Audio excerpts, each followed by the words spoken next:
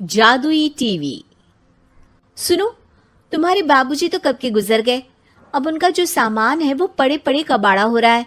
बेच ही दो, कुछ पैसे आ जाएंगी। बात तो सही है। अगले संडे फुर्सत में यही करेंगे। अगले संडे रोहित सारा सामान कबाड़ी को घर बुला के दे देता है। तभी उसकी नजर बाबूजी की पुरानी टीवी पर जाती है, जो इतने सालों तक कूड़े में पड़ी थी, फिर भी चमचमा रही थी। टीवी तो देखो, जैसे एकदम नई हो। हाँ, बाबूजी को टीवी देखना बहुत पसंद था। उनका सपना था कि वो टीवी पे आए। एक बार मौका भी था जब वो अपने गांव के गाने सुनाने किसी चैनल पर जाने वाले थे, पर मैं और मेरा भाई लड़ पड़े और बाबूजी को घर पर ही रुकना पड़ा। चला के देखें क्या? हाँ हाँ, क्यों नहीं, देख लेते हैं। पर शायद ही चले। बाबूजी ने उस लड़ाई के दिन के बाद टीवी देखना ही छोड़ दिया था। टीवी चालू करने के लिए उसमें केबल वायर लगा दिया जाता है। एक न्यूज चैनल चालू हो जाती है। स्वर्ग की सीढ़ी के रास्ते हैं तीन, तीनों के तीन रास्ते हैं संगीन। पहला रास्ता है सांप की बीन, दूसरा रास्ता घर में बिछा कालीन, तीसरा रास्ता कलकत्ता से चीन। ये क्या बकवास खबर है, कुछ अच्छा लगा दो। अरे आप बोलो तो सही, कोई अच्छी खबर सुना देता हूं। मेरा तो काम ही खबर देना है। अरे बाप रे, टीवी बात कर रही है। हाँ, ये न्यूज वाला मुझसे। हाँ हाँ, आपसे ही तो बात करूंगा ना, आपके घर में हूं तो। अरे ये सपना है क्या? तुम हमसे बात नहीं कर सकते? अरे सपना नहीं भाई साहब, ये टीवी जादुई टीवी है। बोलो क्या खबर सुननी है, वरना ब्रेक लेने का टाइम आ जाएगा। सुप्रिया घबरा के टीवी बंद कर देती है। वो क्या था? अरे एक बार और चालू करके देखे, फिर से बात करेगा तो चैनल बदल देंगे। सुप्रिया फिर टीवी चालू कर देती है। अरे ऐसा कोई मुंह पे टीवी बंद करके जाता है क्या? मुझे बुरा लगा आपका नेचर। चाय पानी तो पूछो। सुप्रिया टीवी के बटन से चैनल बदल देती है। अब टीवी पर एक फिल्म चल रही है। अरे ये तो सूर्यवंशम है ना? हाँ, और ये ठाकुर को जहर की खीर दे दी और उसको पता भी नहीं है। ए भाई, खीर मत पीना, उसमें जहर है, मत पीना। ठीक है महाशय, जैसा आप कहें। हाँ। अरे आपकी बात मान ली, पूरी पिक्चर ही अब तो बदल जाएगी। मतलब ये सच में जादुई टीवी है? तभी वहां कबाड़ी आ जाता है। भैया, टीवी के 150 रुपए दूंगा, चलेगा? अरे 1.5 करोड़ में भी ना दे तुमको ये टीवी हम। अरे 1.5 करोड़ खरीदने को होते तो तुम्हारे घर में ये पानी चाय नहीं पीता, अंबानी या टाटा के घर बैठा कोल्ड कॉफी पीता। रोहित कबाड़ी का हिसाब करके उसे वहां से चलता करता है और अपने भाई शशिकांत को फोन लगा के बुलाता है। शशि थोड़ी ही देर में वहां पहुंच जाता है। क्या हो गया भैया? अरे बाबूजी का टीवी याद है? हाँ हाँ, जिसमें घुसे रहते थे हमेशा वो, और अपने को कुछ नहीं देखने देते थे। अरे वो अब जादुई टीवी बन गया है। भैया, आपकी बकवास करने की आदत अब तक नहीं गई। अरे आपके घर में बच्चे हैं, अब तो बड़ों जैसी बात करो।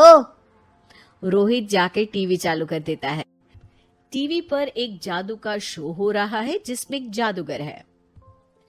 अब मैं अपनी टोपी में से कबूतर निकालूंगा। श्रिंग ब्रिंग शरिंग बम फोपा फुफी फुफा पाउ। टीवी से कबूतर निकलता है और शशिकांत के सर पर आकर बैठ जाता है। भैया, ये क्या हो रहा है? भैया इसे उड़ाओ। ए कबूतर, जा जा, कबूतर चल निकल।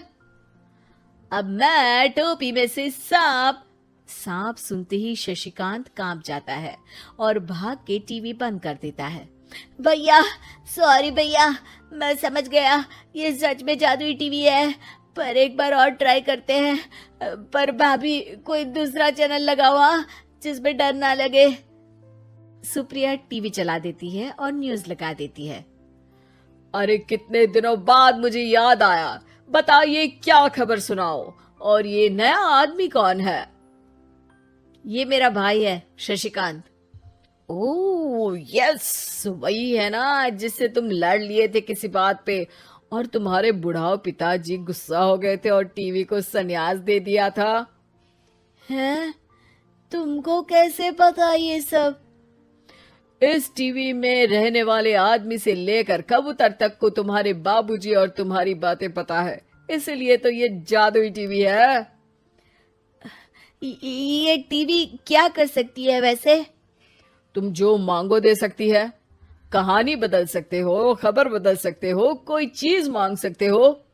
अरे भैया, ये टीवी मैं लेके जा रहा हूँ। बाबूजी का लाडला तो मैं ही था ना।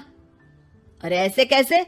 मैं बड़ा बेटा था, अब तक मेरे घर में टीवी थी ना। अब तक कहाँ गए थे पिताजी के लाडले? तुम्हारी गलती का एहसास भी है। अरे भैया ज्यादा ना बोलो वरना भूल गए, आपके दांत तोड़ दिए थे मैंने उस लड़ाई में। मेरी बीवी के सामने मेरी बेइज्जती करता है, रुक। दोनों भाई हाथापाई पे उतर जाते हैं। रुक, बताता हूं तुझे कि कौन बड़ा है। अरे छोटे का दम तो देख लीजिए आप। ये खबर आपके बाबूजी को देता हूँ। तभी टीवी अचानक बंद हो जाता है। अरे शायद टीवी नाराज हो गया। और लड़ लो, आए बड़े खली बनने। टीवी से एक तेज रोशनी निकलती है और टीवी में बाबूजी दिखाई देते हैं। बाबूजी आप इतना चकरा क्यों रहा है? अपने बाप को नहीं पहचानता क्या? ये तो ऐसा ही है बाबूजी। प्रणाम बाबूजी।